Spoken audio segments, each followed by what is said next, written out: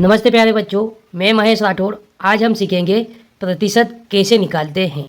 लेते हैं पहला क्वेश्चन। पहला क्वेश्चन है 60 का 15% क्या होगा। तो देखो हमको निकालना है 60 का 15% निकालना है।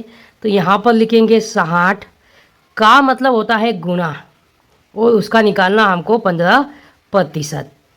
तो यह ध्यान रखना, जब भी हम प्रतिशत हटाते हैं तो बटे में 100 लगाते हैं।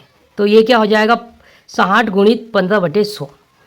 अब इसको सरल कर लेंगे। ये जीरो से ये जीरो कट जाएगी, 5 से कट जाएगा 5 3 15 और 5 से कट जाएगा 5 दूनी 10 और कट जाएगा 2 एकम 2 और 2 तिया 6। ऊपर क्या बचा यहाँ पर 3 गुणित 3।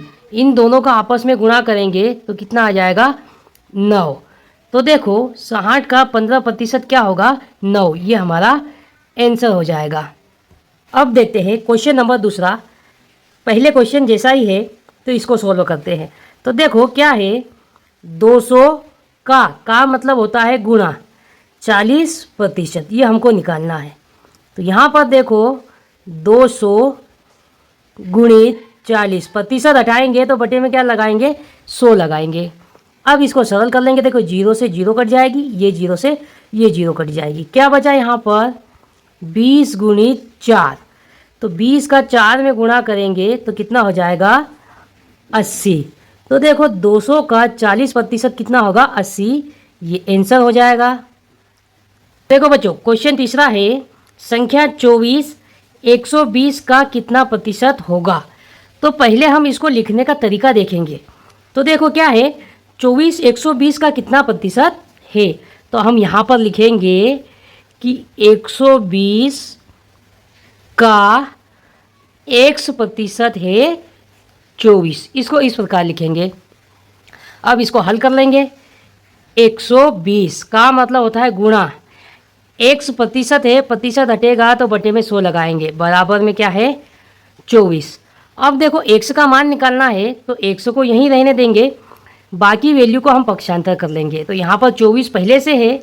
अब देखो ये 100 यहाँ पर x के भाग में है, बराबर के उधर जाएगा तो गुणा में हो जाएगा। और ये 120 x के गुणा में है, इधर आके भाग लग जाएगा। अब इसको सरल कर लेंगे। देखो जीरो से जीरो कट गई, 12 एकम 12 और 12 दूनी 24। तो x बराबर कितना आया 2 गुणित 10। तो यहाँ पर x बराबर कितना आ जाएगा 2 गुणित 10, तो कितना आ जाएगा 20%। तो देखो संख्या 24 120 का कितने प्रतिशत है 20% है। क्वेश्चन नंबर चौथा लेते हैं जो कि क्वेश्चन नंबर तीसरे के समान है। यहाँ पर देखो संख्या 180 600 का कितना प्रतिशत है। तो हमने लिखने का तरीका सीखा था। यहाँ लिखेंगे 600 का x% है 180, इस प्रकार लिख लेंगे। अब इसको हम सरल कर लेंगे। तो देखो 600 का मतलब गुणा, x% है तो प्रतिशत हटाएंगे तो बटे में 100 लगाएंगे, बराबर में क्या है 180। अब यहाँ पर इसको सरल कर लेंगे। तो देखो x का मान निकालना है तो x को बराबर के इस तरफ रहने देंगे, बाकी वैल्यू को पक्षांतर कर लेंगे। यहाँ पर देखो 180 पहले से है, ये 100 x के भाग में इधर जाके गुणा में आ जाएगा और 600 x के गुणा में इधर आके भाग लग जाएगा। अब इसको सरल कर लेंगे। देखो ये जीरो से ये जीरो कट गई, ये जीरो से ये जीरो कट गई, 6 कम 6 6 3 18। क्या बचा 3 गुणित 10। तो इन दोनों का गुणा हो जाएगा तो कितना आ जाएगा 30%। तो संख्या 180 600 का कितना प्रतिशत है 30%। ये आंसर हो जाएगा। आइए देखते हैं अब अगले टाइप का क्वेश्चन। देखो क्वेश्चन नंबर 5वां है किसी संख्या का 23% 690 है तो वह संख्या ज्ञात करो। तो देखो पहले हमको मान लेना है कि वह संख्या क्या है x है, ये हमने मान ली। और देखो 23% कितना है उस संख्या का 690 है, तो इस संख्या का 23% कितना है 690। इस प्रकार इसको लिखेंगे। अब इसको सरल कर लेंगे।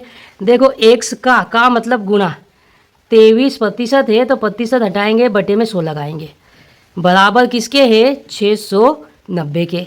अब x का मान निकालना है तो बाकी वैल्यू को पक्षांतर कर लेंगे। तो x बराबर यहाँ पर 690 पहले से है।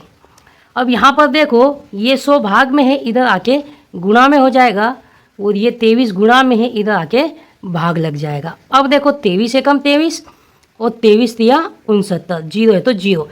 क्या बचा 30 गुणित 100, इन दोनों का आपस में गुणा करेंगे तो कितना आ जाएगा 3000। तो वो संख्या क्या होगी 3000। अब देखते हैं इसी टाइप का एक और क्वेश्चन है, किसी संख्या का 25% 1220 है तो वह संख्या ज्ञात करो। तो हम क्या करते हैं, वो संख्या मान लेते हैं कि वो संख्या क्या है x है। तो देखो x का 25% बराबर कितना हो जाएगा 1220। ये इसको लिखने का तरीका हो गया। अब इसको सोल्व कर लेंगे। x का मतलब गुणा, 25% हटाएंगे तो बटे में क्या लगाएंगे 100, और ये किसके बराबर है 1220 के। अब देखो x का मान निकालना है तो x को बराबर के इस तरफ रखेंगे, बाकी वैल्यू को पक्षांतर करेंगे। तो यहाँ पर 1220 पहले से है, 100 यहाँ भाग में है, इधर आके गुणा हो जाएगा, 25 यहाँ गुणा में है, इधर आके भाग लग जाएगा। अब देखो 25 से कट जाएगा 100 कितनी बार में 4 बार में। तो क्या बचा यहाँ पर 1220 गुणित 4। तो 4 का गुणा करेंगे तो देखो 4 का गुणा 0 में करेंगे 0, 4 का गुणा 2 में करेंगे 8, 4 का गुणा 2 में करेंगे 8, 4 का गुणा 1 में करेंगे 4। तो देखो वह संख्या क्या होगी 4880। ये हमारा आंसर हो जाएगा।